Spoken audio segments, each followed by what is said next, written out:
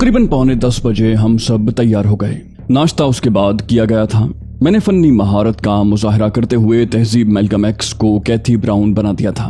वो लोग जो यहाँ आए थे और जो तहजीब के ख्याल के मुताबिक ग्रीन पोल के इंतहाई काबिल एतमाद लोगों में शुमार होते थे, मेरी महारत को देख कर दंग रह गए। तहजीब मैल्कम एक्स ने आईने में अपना चेहरा देख लिया, फिर कहा, अली यार खान, ताज्जुब की बात है, तुम्हारे बारे में मैंने सिर्फ यही सुना था कि तुम बर्कली यूनिवर्सिटी सैन फ्रांसिस्को के एक ज़हीन तालिब इल्म थे, वहाँ कानून की तालीम हासिल कर रहे थे, और ये कि तुम सिर्फ जज्बाती बुनियादों पर यहूदी टोले के खिलाफ मैदान अमल में उतर आए थे।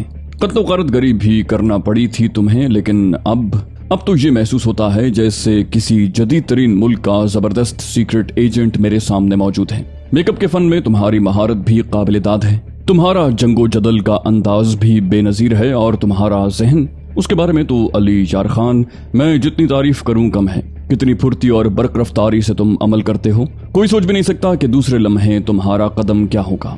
जिन लोगों को तहजीब मैल्कम एक्स ने मदऊ किया था, उनमें से एक का नाम ड्रेडॉन शायर था, दूसरा पार्कर मास्क था, और तीसरा एलन गार्गो। एलन गार्गो तहजीब मैल्कम एक्स के मुंह से मेरा नाम सुनकर दंग रह गया। उसने मुतहय्यराना अंदाज में खड़े होकर कहा, क्या ये वही अली यार खान है? मेरा मतलब है वो जिन्होंने वो नक्शा तरतीब दिया था। तहजीब ने कहा, हाँ ये वही हैं। वो बोला, ओह बहुत बड़ी शख्सियत हैं ये मैडम। ताज्जुब की बात है कि ये आपके साथ नजर आ रहे हैं, आपने क्या समझा है इन्हें? तहजीब ने कहा, हाँ बहुत कुछ समझा है मैंने इन्हें, और अब ये हमारे साथी हैं। एलन बोला, तब तो फिर ये कहना चाहिए कि और वो खामोश हो गया। मैंने चंद लम्हात के बाद कहा, डियर फ्रेंड्स, मेरा मंसूबा आप लोगों के इल्म में आ चुका है।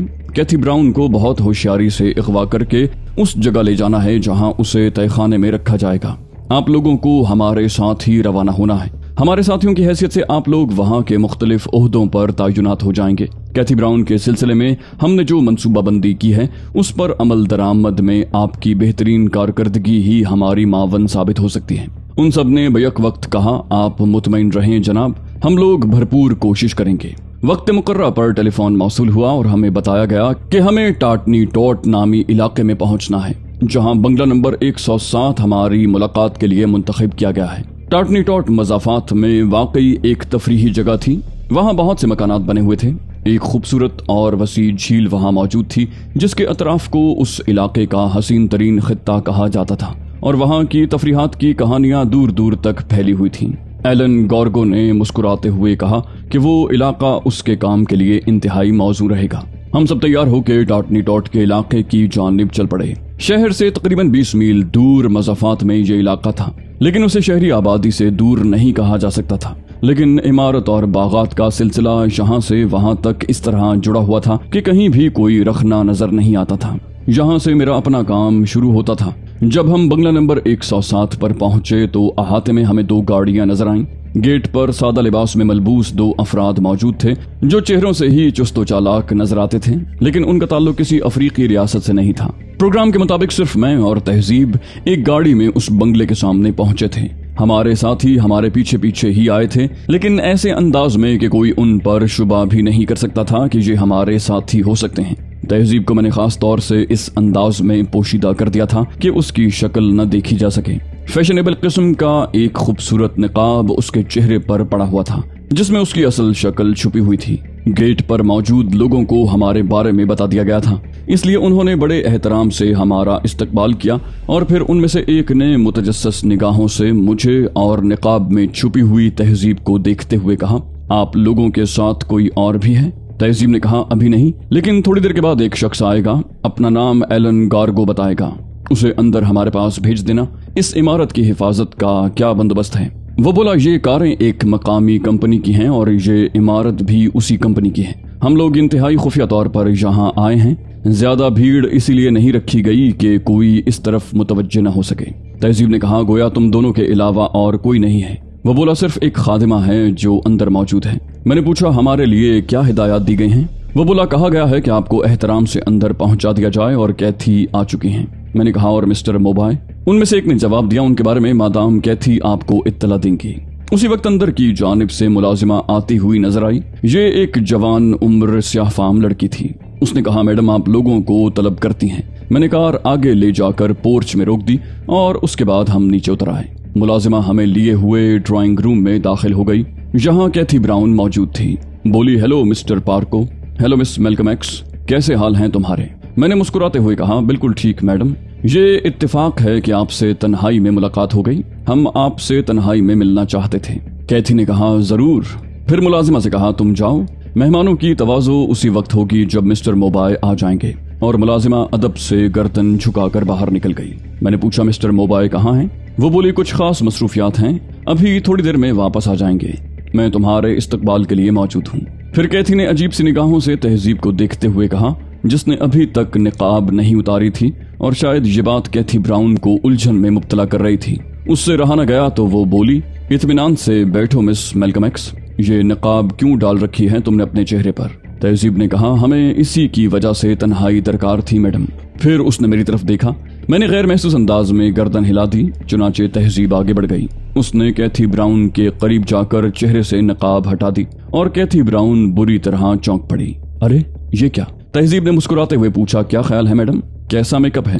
वो ताज्जुब से बोली, लेकिन इसकी जरूरत? मैंने पूछा, आप इससे मुतमईन हैं मैडम? वो बोली, हाँ, लेकिन इसकी वजह? मैंने कहा, वो मैं आपको बताता हूँ। और कैथी के नजदीक पहुंचकर मैंने जेब से एक बक्स निकाला और उसे खोलकर कैथी के सामने ऐन उसके चेहरे के करीब कर दिया। बक्स में क्लोरोफॉर्म में डूबा हुआ रुमाल रखा हुआ था। तेज बू कमरे में फैल गई। कैथी ने तेजी से गर्दन पीछे की, लेकिन उस वक्त तक तहजीब उसके अकब में पहुंच चुकी थी। चंद लम्हात के बाद कैथी बेहोश हो चुकी थी। उसके बाद मैं दरवाजे पर जाकर खड़ा हो गया ताकि मुलाजिमा अगर उधर का रुख करे तो उसे संभाला जा सके और तहजीब मजीद कार्रवाई मुकम्मल कर ले। फिर ये मरहला भी बखैर खूबी तय हो गया। तहजीब ने मुझे आवाज दी, ओके अली, देखो क्या ख्याल है। मैंने पलट कर देखा। तहजीब कैथी के लिबास में खड़ी थी और कैथी के बदन पर तहजीब का लिबास था। मैंने कहा, वेरी गुड, अब जल्दी से एलन को इत्तला दो। ये आखिरी काम भी अगर इसी इत्मीनान से अंजाम पा जाए तो लुत्फ आ जाए। तहजीब ने वॉच ट्रांसमीटर पर एलन गार्गो को इत्तला दी। चूंकि वो मंसूबे के मुताबिक करीब ही मौजूद था, इसलिए थोड़ी देर के अंदर वो पहुंच गया। दरवाजे पर तैनात दोनों मुहाफिजों में से एक उसके साथ आया था। तहजीब ने कैथी की हैसियत से उसे हुक्म दिया, ठीक है, तुम अपनी जगह जाओ। वो अदब से गर्दन खम करके वापस चला गया। उसके बाद निहायत बर्क रफ्तारी से कैथी ब्राउन को गार्गो की कार में मुंतकिल कर दिया गया। ये कार भी खास तौर से तैयार की गई थी, इसलिए पिछली सीटों का मंजर बाहर से नहीं देखा जा सकता था। ताहम एहतियातन अब वो नकाब भी कैथी के चेहरे पर आ गया था, जिसकी वजह से उसकी शक्ल नहीं देखी जा सकती थी। इस इगवा की मंसूबाबंदी बेहद शानदार थी। अगर उस इमारत में 50 अफराद भी मौजूद होते तो कैथी को इगवा होने से नहीं रोक सकते थे। हमने इस काम के लिए 5 मंसूबे बनाए थे जो यहाँ के हालात के मुताबिक थे। एक नहीं तो दूसरे मंसूबे के तहत और दूसरे नहीं तो तीसरे के जरिए कैथी को बिलाखिर हमारे कब्जे में आना ही था। लेकिन सबसे आसान तरकीब कारगर हुई थी। उसकी वजह मोबाइल की अदम मौजूदगी और यहाँ आदमियों की कमी थी। तमाम पहलू सामने रखे गए थे।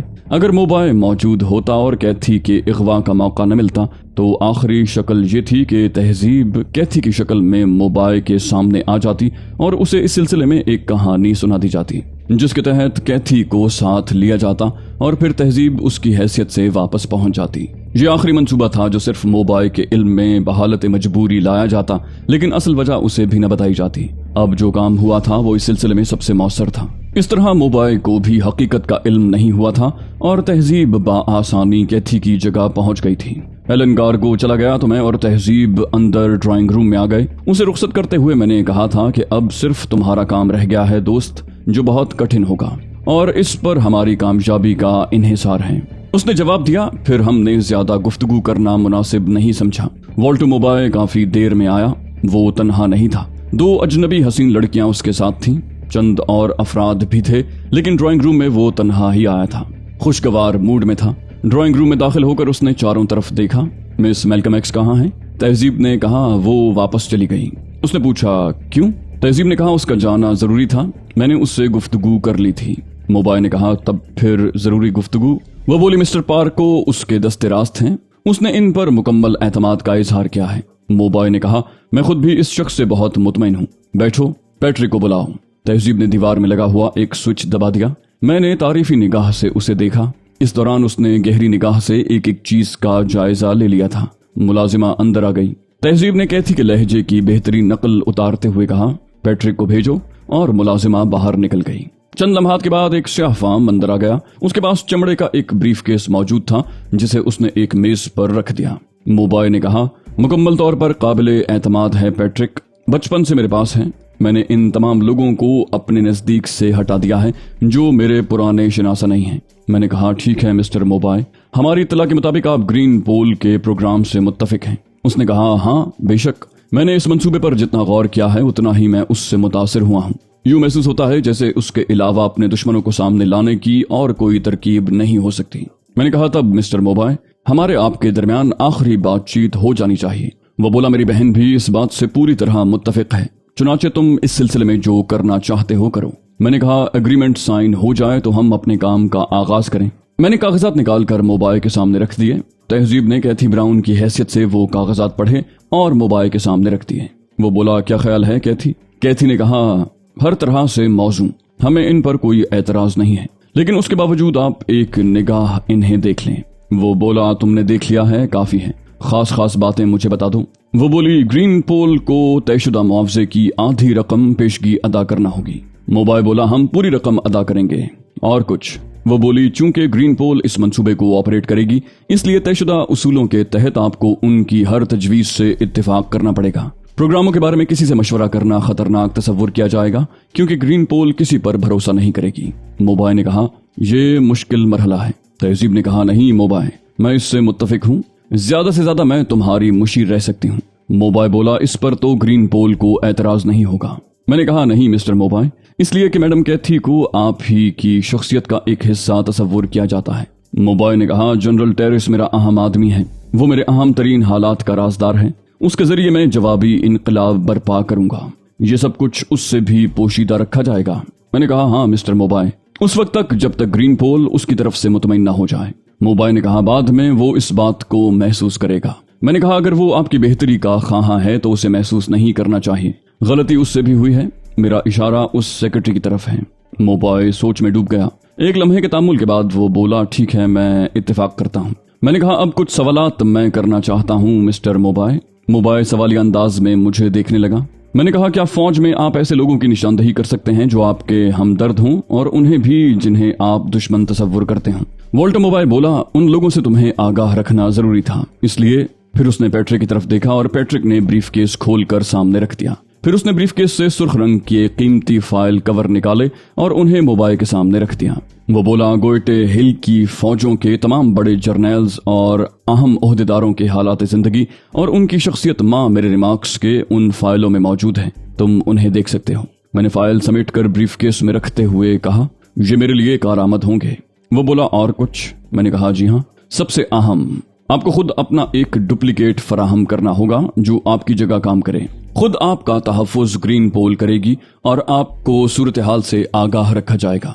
वो बोला, हरगिज नहीं, मैं इन हालात में उज़्व मुअत्तल नहीं रह सकता, ये मेरे लिए नामुमकिन है। मैंने कहा, लेकिन ग्रीन पोल आपको खतरात में भी नहीं रहने देगी मिस्टर मोबाइल। हम यही समझते हैं कि आप अपना डुप्लीकेट मंजर आम पर ले आएं और खुद उन लोगों से दूर रहें। वो बोला, तुम नहीं समझते डियर पार्को, इस तरह मेरी जिंदगी मुहाल होगी। मैं तो ये सोच कर ही पागल हो जाऊंगा कि न जाने इस सिलसिले में अब क्या हो रहा है। ये कतई नामुमकिन है। मैं उन लोगों से अपना तहफ़्फ़ुज़ कर सकता हूँ। मैं अपने तहफ़्फ़ुज़ की जिम्मेदारी खुद कबूल करता हूँ। फौजी आदमी हूँ, इतनी आसानी से दुश्मनों का शिकार नहीं बनूंगा। इस सिलसिले में ग्रीन पोल पर कोई जिम्मेदारी नहीं होगी। मैंने कहा, शुक्रिया मिस्टर पैट्रिक, क्या आप बाहर तशरीफ ले जाना पसंद करेंगे? इस बार मैंने बराह रास्त उस शख्स से कहा जो ब्रीफ केस लेकर आया था और उस वक्त से वो वहीं मौजूद था। उसने गर्दन खम करके कहा, जरूर जनाब, और मोबाइल मुंह खोल कर रह गया। पैट्रिक के जाने के बाद मैंने कहा, आपको ये आदत भी तर्क करना होगी मिस्टर मोबाइल। मैं पहले ही कह चुका हूं कि इस दौरान सिर्फ वो लोग हकीकत हाल से बाखबर रहेंगे जिन पर ग्रीन पोल एतमाद करेगी। आप कहीं भी धोखा खा सकते हैं। वो बोला, लेकिन पैट्रिक बचपन से मेरे साथ हैं। मैंने कहा, सेक्रेटरी पर भी आपको एतमाद था? वो बोला, तो क्या मैं? तहजीब ने कहा, मिस्टर पार्को ठीक कहते हैं मोबाइल, और फिर इसमें कोई हर्ज नहीं है। आप ग्रीन पोल की शराइत कबूल कर चुके हैं। मोबाइल ने कहा, सब कुछ माना जा सकता है, लेकिन मैं खुद को इन हालात से दूर नहीं रख सकता। तहजीब ने कहा, मिस्टर मोबाइल, बेशक हम आपका एहतराम करते हैं, लेकिन बदकिस्मती से हमारे काम करने का यही अंदाज है। ये सब कुछ उस प्रोग्राम से मुंसलिक है जो आपको पेश किया गया है। मोबाइल ने बेबसी से हाथ मलते हुए कहा, ओह ठीक है, गोया अब मैं सिर्फ एक मुअत्तल शख्स की हैसियत से जिंदगी गुजारूंगा, अपने मामले में खुद कुछ नहीं करूंगा। میں نے کہا زندگی نہیں صرف وقت، اور آپ اطمینان رکھیں مسٹر موبائے، میں کوئی ایسی ترکیب نکال لوں گا جس سے آپ کو اس طرح معطل بھی نہ رہنا پڑے۔ مثلا اس آپریشن کے سلسلے میں اب میں بھی آپ سے یا آپ کے ڈپلیکیٹ سے زیادہ دور نہیں رہ سکتا۔ مجھے کسی نہ کسی حیثیت سے اس جگہ رہنا ہوگا تاکہ حالات پر نگاہ رکھوں۔ اگر ایسا ممکن ہو سکا کہ ایسی ہی کسی شخصیت سے آپ کے لیے بھی جگہ نکل آئے تو پھر آپ اپنے معاملات سے زیادہ دور بھی نہیں رہ سکیں گے۔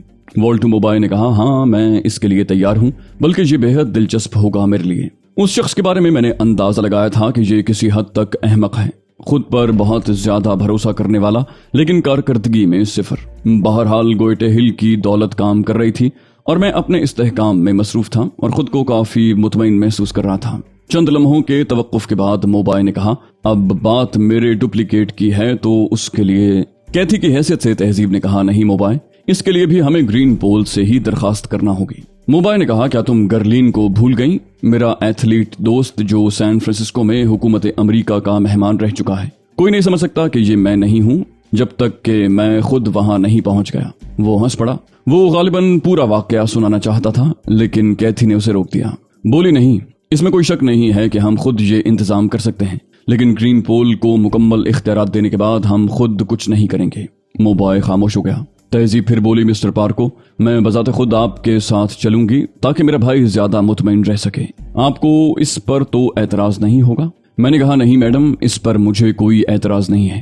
والٹو موبائے بولا ہاں کیتھی کم از کم تم مکمل حالات سے باخبر رہ کر مجھے ان کے بارے میں بتاتی رہو۔ بات یہ نہیں کہ میں گرین پول کی کارکردگی سے مطمئن نہیں ہوں، بلکہ یوں سمجھ لو یہ میری کمزوری ہے۔ والٹو موبائے سے بہت سے معاملات طے ہوئے۔ گوئٹے ہل روانگی کا پروگرام طے ہو گیا۔ اس سے قبل ہمیں کافی انتظامات کرنے تھے۔ واپسی میں کیتھی یا تہذیب میرے ساتھ تھی۔ والٹو موبائے کے بارے میں طے ہو گیا تھا کہ اب وہ اسی عمارت میں قیام کرے گا۔ اس کے ڈپلیکیٹ کو ضروری انتظامات کے بعد اس کی اصل رہائش گاہ پر پہنچا دیا جائے گا۔ جب ہماری کار عمارت سے نکلی تو میں نے 2 اور کاروں کو اپنے عقب میں دیکھا، وہ محتاط انداز سے ہمارا تعاقب کر رہی تھیں۔ تھوڑی دور چل کر میں نے کیتھی کو اس طرف متوجہ کیا۔ تہذیب نے کیتھی کی آواز میں کہا گرین پول کے لوگ ہیں، کام شروع ہو گیا ہے۔ میں نے کہا گڈ، یعنی ہماری حفاظت کے لیے؟ وہ بولی 100%۔ اپنی رہائش گاہ پر پہنچ کر میں نے کہا کیا سب کچھ تمہاری مرضی کے مطابق ہے؟ بولی ہاں بالکل، میرا خیال ہے ہم کامیاب جا رہے ہیں۔ تم نے محسوس کیا کہ میری ذمہ داری کتنی اہم ہے؟ میں نے کہا ہاں تمہارا کام مشکل ہے۔ اس نے کہا بہت مشکل کیونکہ میں قریب کے لوگوں سے اجنبی ہوں، لیکن کوئی بات نہیں، بالآخر میں سب کچھ اپنے کنٹرول میں کر لوں گی۔ تمہارے بارے میں ایک اور خیال میرے ذہن میں آیا ہے علی۔ میں نے پوچھا وہ کیا؟ وہ بولی کسی غیر اہم شخصیت کی حیثیت سے تمہیں موبائے کے محل میں رہنا ہوگا۔ والٹو موبائے کو بھی ہم زیادہ دور نہیں رکھیں گے تاکہ وہ ہمیں گائیڈ کرتا رہے۔ میں نے پوچھا کسی غیر اہم شخصیت کا انتخاب کیا ہے تم نے؟ وہ بولی ہاں جیسے پیٹرک، موبائے کا خادم۔ میں نے کہا عمدہ خیال ہے، مجھے پسند آیا۔ ویسے موبائے کے بارے میں کیا خیال ہے؟ وہ بولی کسی حد تک کھسکا ہوا ہے، لیکن اپنی بہن کیتھی سے بہت متاثر معلوم ہوتا ہے، اس کی بات آخری ہوتی ہے۔ میں نے کہا تمہیں اس طرح کافی آسانیاں فراہم ہوں گی۔ بولی اب کیا پروگرام ہے؟ میں نے کہا اس کا فیصلہ تو تمہیں ہی کرنا ہے تہذیب۔ وہ بولی مجھے جانا ہوگا۔ فلیٹ کے اطراف کافی لوگ بکھرے ہوئے ہیں، ان لوگوں کے لباس میں گرین فیتا کہیں نہ کہیں موجود ہے، ایک مخصوص شکل میں۔ سب تم سے واقف ہیں، کسی بھی ضرورت پر ان سے کوئی بھی کام لے سکتے ہو۔ میں نے کہا اوکے۔ کیتھی کے بارے میں کیا خیال ہے؟ وہ بولی ارے ہاں کیتھی سے مل لو، اس سے کوئی کام کی بات معلوم ہو سکے تو اچھا ہے۔ میں نے کہا اس کے بارے میں تم نے کیا سوچا؟ وہ بولی گوئٹے ہل لے چلیں گے اسے، فکر نہ کرو، اب پورا گرین پول حرکت میں آ جائے گا۔ ہم چند گھنٹے کے اندر اندر گوئٹے ہل میں پوزیشن سنبھال لیں گے، گرین پول کے لیے یہ مشکل نہیں ہے۔ تہذیب نے مسکراتے ہوئے کہا میں واپس یہاں نہیں آؤں گی، لیکن ٹرانسمیٹر پر تم سے برابر رابطہ رہے گا۔ بہتر ہے کہ اب ہم زیادہ ملاقات نہ کریں۔ میں نے کہا میں سمجھتا ہوں، اور تہذیب چلی گئی۔ اس کے جانے کے بعد میں تنہا رہ گیا۔ دل میں بار بار عجیب سے احساسات جاگتے تھے۔ یہ سب کچھ مجھ سے تعلق نہیں رکھتا تھا، میرا ان حالات سے کوئی واسطہ نہیں تھا۔ ایک جرائم پیشہ گروہ دولت کے لیے ایک افریقی ملک کی پشت پناہی کر رہا تھا، اور بس، بھلا اس سے مجھے کیا دلچسپی ہو سکتی تھی؟ لیکن میں پوری طرح اس معاملے میں ملوث ہو گیا تھا۔ کیوں؟ آخر کیوں؟ مجھے کیا پڑی ہے؟ اولیو ہارورڈ کا معاملہ بھی نمٹانا تھا۔ ابھی تک اس سے دوسری مڈ بھیڑ نہیں ہوئی تھی، لیکن وہ اس حیثیت سے مجھ سے واقف تو نہیں ہے، کہیں یہ سب کچھ اس کی منشا کے مطابق تو نہیں ہے۔ لیکن تہذیب پر شک کرنے کو جی بھی نہیں چاہتا تھا۔ وہ جو کچھ بھی ہے مجھ سے بہرحال مخلص ہے۔ اس بہانے کم از کم یہاں سے تو نکلا جائے، اس کے بعد دیکھا جائے گا۔ فی الحال بہتر یہی ہے کہ ان معاملات سے پوری دلچسپی برقرار رکھی جائے۔ दोस्तों ये थी हमारी आज की एपिसोड। उम्मीद करते हैं आपको हमारी कहानी पसंद आई होगी। जाने से पहले इस वीडियो को लाइक कीजिए और शेयर करना मत भूलिए। कमेंट करके हमें बताइए कि आपको हमारी वीडियो कैसी लगी। और अगर अभी तक आपने इस चैनल को सब्सक्राइब नहीं किया तो इसे सब्सक्राइब कीजिए और बेल आइकन दबाकर ऑल नोटिफिकेशंस ऑन कर लीजिए।